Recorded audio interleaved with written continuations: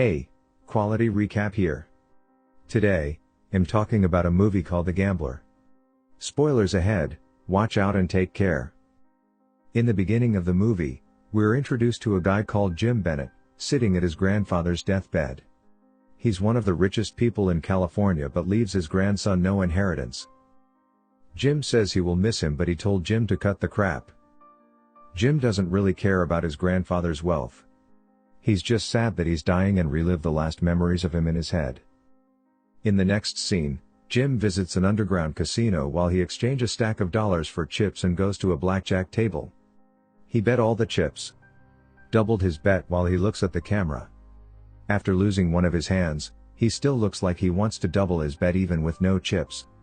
He loses $80,000 on a single hand, owing the casino $40,000. A man called Neville comes up to him, asks him what's going on, maybe if he wants to gamble for one more round. He loses again and Neville offer him a stake, but he declined.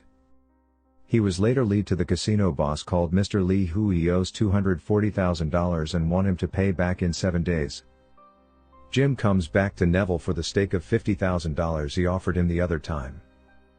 Neville tells him the interest is high, but Jim doesn't care about it. After Neville gave Jim the money, he went back to Mr. Lee and pay him $40,000 out the loan while he requested for another $10,000 chip and head to the blackjack table.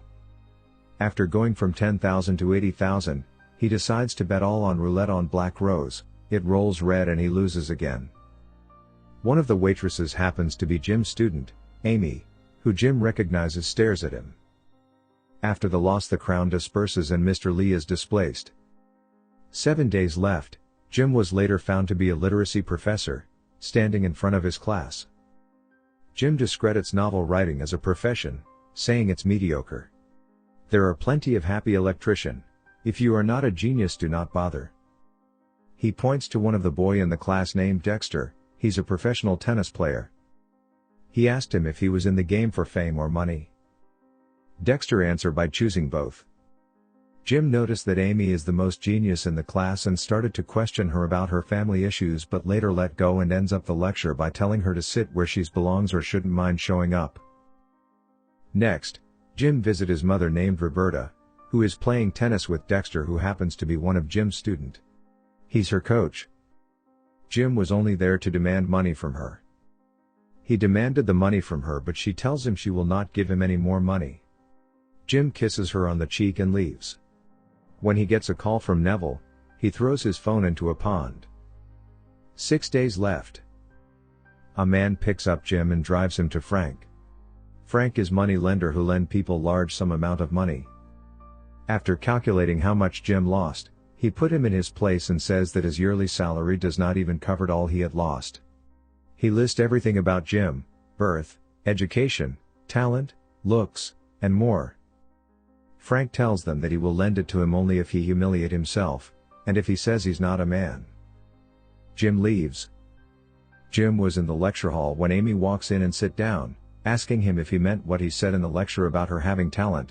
He answers over the loudspeaker, "Absolutely."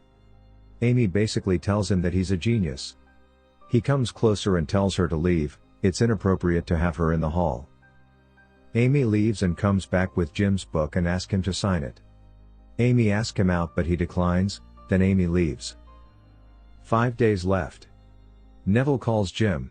He heard that Jim has approached Frank for a loan and inquires about his data. Jim says he did not like the terms, so he didn't get the money. The next day in class, one of his students, who is always on the phone, Lamar, says that he doesn't understand killing oneself and asks him how he can be depressed driving a BMW A1. Jim asks him, "Do I look happy?" He dismissed the class and asked only Lamar to stay. He tells him what he needs to do is to stop using his phone. The school told him to give him a good grades, even if he fails, because he's a famous basketball player. Lamar tells Jim he's not the only one with problems. He said he has problems too. He said he need money for his sick mother and sister. In the next morning, Jim's car is towed as collateral for Neville's loan. Jim's mother arrives at Jim's apartment. He is pissed that she is in his house. She asked him if he still needs help with the money. He said that's already been taken care of. Jim said the consequences of not paying the bill is that they'll break every bone in his body and go after his family, which triggered Roberta and she slaps him hard. Jim and Roberta later visit the bank for $260,000 in cash. She tells Jim this is the last money she will ever give him and that he should never return if he loses the money. Jim does not care about his mother. He tells her that they are only talking because of her finances while she walks away. 4 days left. Amy drives up to Jim, who is sitting on a bench, and tells him that if she has to engage in inappropriate relationship to get him out of his job. Later, they are at a deserted location. Jim said to Amy, "What if I told you I'm not a gambler?" She says that she has seen him as a professor, not a gambler. They visit a local casino. At the blackjack table he trades all the money her mother gave him and lose it all again. After a while Amy finds Jim and asks about the gambling, but he replies that he loses all the money.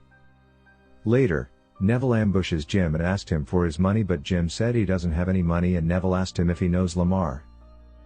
Back at home, he received a message from Neville that says the number he gave him is not Lamar's number. 2 days left. Jim wakes up with Mr. Lee's gang in his apartment. They are worried that Jim might try to kill himself before he pays back his debt. Jim sits down in front of Mr. Lee and says that there is only one way to pay back. He has to lend him another $100,000. They take this as an insult and he was thrown in the bathtub while Mr. Lee drive away. At the pawn shop, Jim wants to sell his watch and asked for $3,500. He only want one answer from the buyer, just answer yes or no. When the owner counters with $1,200 he leaves immediately. Neville and his gang ambushed Jim again.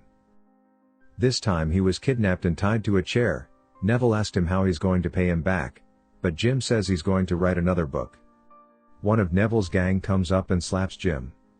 Neville wants Lamar team to win by more than 8 points because he'll bet on it.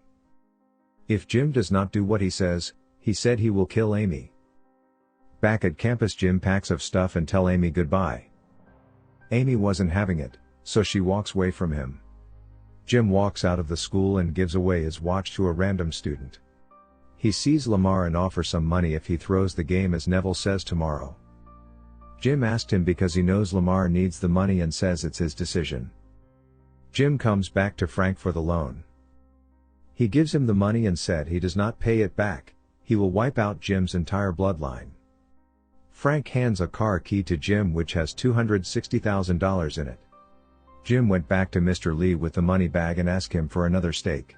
He gets beaten up by Mr. Lee's man and still speaks disrespectfully to Mr. Lee and demand $150,000. Mr. Lee laughs and gives him the money. Last day, Jim sent Lamar $150,000 to throw the basketball game as Neville predicted. In the first half Lamar plays like he always does, which makes Neville uncomfortable. When Lamar start missing easy throws he gets booed by the crowd. In substitute Lamar feel humiliated. The game had a 14-point lead but they're now losing. Lamar is back in the game. He remembers Jim saying it was still his call and he decides to win the game. If Wildcats win the game by less than 8 points it's still cancel. In the final seconds, Lamar misses and Wildcats won the game by 8 points. Sometimes later, Jim meet Neville and return his money with interest. Jim had sent Dexter to Las Vegas to bet all the money he got from Frank on a Wildcats win by 7 points or less. Jim calls Frank and tell him he got his money but they need to meet in Koreatown.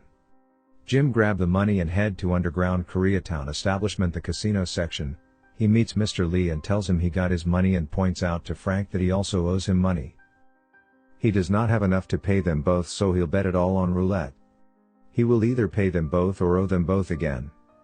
Mr. Lee and Frank cannot do anything to Jim because Koreatown is run by another gang of monsters. He takes out all the cash, the room goes silent, places all the money on the roulette table and says all on black. The leader of the Koreatown gang agreed to the bet and they spin. The ball lands on black. With a sigh of relief Jim turns and tells him that the money is for the two gentlemen and that he is not actually a gambler. Jim leaves Koreatown while Frank pulls up near him and says here is $100,000. There was a little extra from his bet and it's on him. Jim said screw you. At the end of the movie, he runs all the way across town to Amy's house and knock on her door and the movie ends. If you like the video please like and subscribe for more videos. Thanks for watching and see you next time.